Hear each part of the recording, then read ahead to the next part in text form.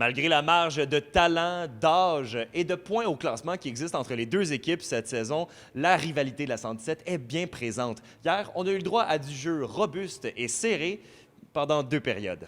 Depuis l'arrivée en poste de Steve Hartley, la Meurthe reprend des airs de prétendant à la Coupe. Un qui doit certainement apprécier ce nouveau souffle, c'est Daniil Bouroche, qui est en feu depuis l'arrivée du nouvel entraîneur.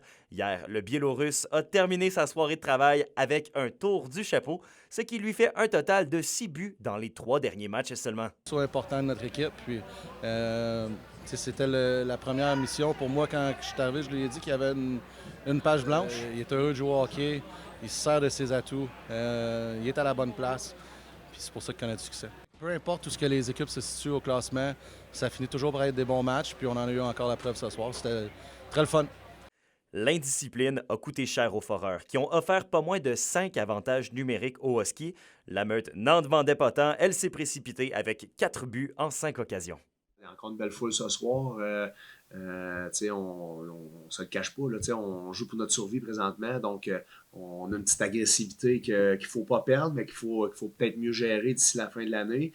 Mais Colin, la ligne est mince des fois. Là, si on enlève ça de la game, je pense qu'on aurait eu un meilleur match que ça. Là. Ça aurait été plus serré jusqu'à la toute fin parce que Émile Beaunoyer a fait le travail. La game à 5 contre 5, mais ce sera des avantages numériques du fait mal. Lochko pivote, il se fait enlever la rondelle par Veilleux. Veilleux a tiré le but! Philippe Veilleux à l'endroit où grand-maman cache la genre à biscuit. C'est 5-3. Du côté des Foreurs, c'est la recrue Philippe Veilleux qui s'est surtout illustré avec une récolte d'un but et d'une passe. Il fera assurément partie de l'avenir des Foreurs, ce Veilleux, un avenir qui pourrait être d'ailleurs plus radieux que prévu. En effet, pour le repêchage qui s'en vient dans quelques mois, les Foreurs, oui, possèdent leur propre choix, mais possèdent aussi le choix de premier tour des Remparts de Québec. Et là, présentement, les Remparts de Québec sont avant-derniers au classement général. Donc, si la tendance se maintient, les Foreurs pourraient très bien repêcher les 2 tout premiers choix du prochain encan. Mais tout cela reste à faire. Il reste encore 14 matchs au calendrier régulier, dont 2 autres duels de la 117 les 3 et 20 mars prochains.